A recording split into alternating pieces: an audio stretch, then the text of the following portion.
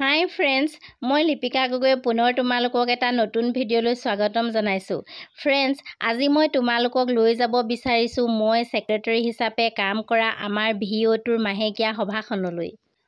প্ৰথমে কৈ লওঁ VO মানে কি, কাৰণ VO মানে কি হয়তো সকলোৱে নাজানিবও পাৰা। যিসকল গাঁৱলীয়া মানুহ আৰু আত্মসহায়ক গোটৰ লগত জড়িত হৈ আছে তেওঁলোকে ভালদৰে জানে, কিন্তু যিসকল আত্মসহায়ক গোটত নাই তেওঁলোকে VO মানে কি হয়তো নাজানিবও পাৰে। VO মানে হ'ল ভিলেজ অৰ্গেনাইজেশ্যন। কেইবাটাও আত্মসহায়ক গোট লগ লাগি 10-15টা বা কেতিয়াবা 20টামান একেলগে যেতিয়া এটা সংগঠন গঠন কৰে তাক কোৱা হয় VO। বিভিন্ন শাক-পাচলি, ফুল আৰু ফল-মূলৰ গছত যেতিয়া পোকে ধৰে তেতিয়া কোনো পইচা পাতি খৰচ নকৰাকৈ নিজৰ গাঁৱলীয়া কিছুমান সামগ্ৰী প্ৰয়োগ কৰি আমি কেনেকৈ পোক নষ্ট কৰিব পাৰোঁ সেই গুৰুত্বপূৰ্ণ টপিকটোৰ ওপৰত আজি আলোচনা কৰা। কেঁচা গোবৰ 5 কেজি দিব আৰু গৌমূত্ৰ 5 লিটাৰ দেই। তাৰপিছত আপুনি নিমপাত 2 কেজি। এইখিনি আকৌ হেৰি কৰি ল'ব, খুন্দি ল'ব লাগিব। সেইটো কিহৰ কাৰণে? অৰ্গেনিক সাৰ।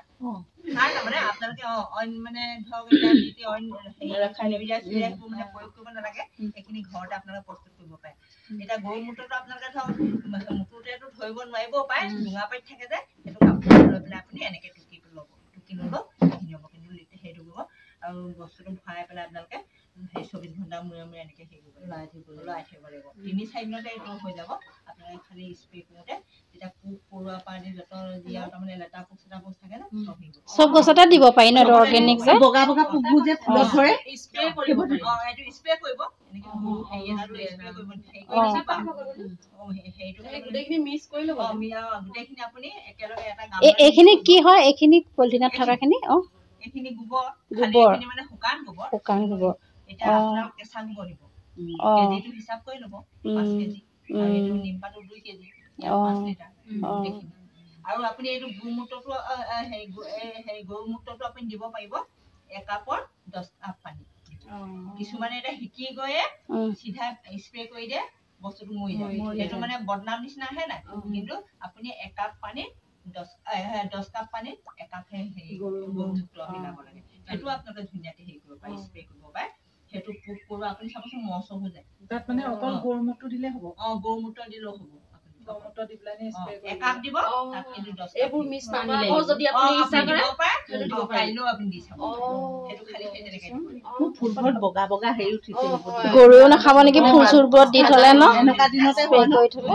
আমাৰ কিছুমানে আগতে আইতাহঁতে এনে গোবৰ পানী ছিটাই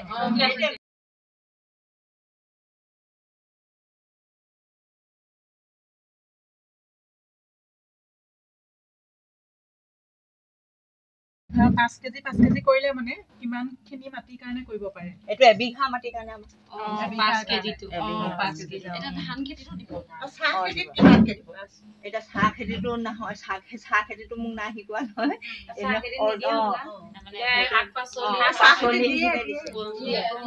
এবাৰ কিন্তু চাহৰ কাৰণে সুবিধা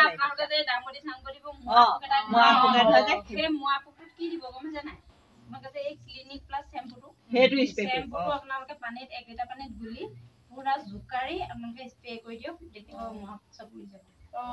সেইটো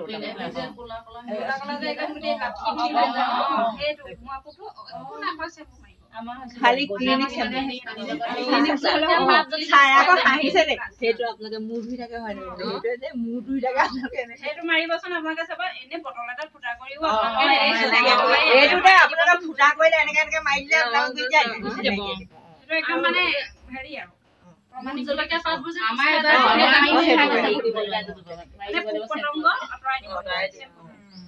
আৰু নাজি ফুলটো দিব লাগে। এনেকে এতিয়া পিয়ালিত যে নাজি ফুলটো আছে, আপুনি প্ৰতিটো হেৰিতে বোলে নাজি ফুল এনেকে এনেকে দিব লাগে। নাজি ফুলটো কাহানি বোলে হাত নাহে, হাত নাহে আৰু বোলে বহুত মহ চহৰ কাৰণে প্ৰটেকশ্যন হয়।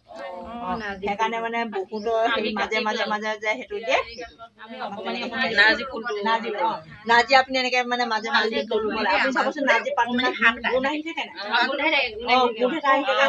পাছফালেদি সোমাই আহিলে নহয়।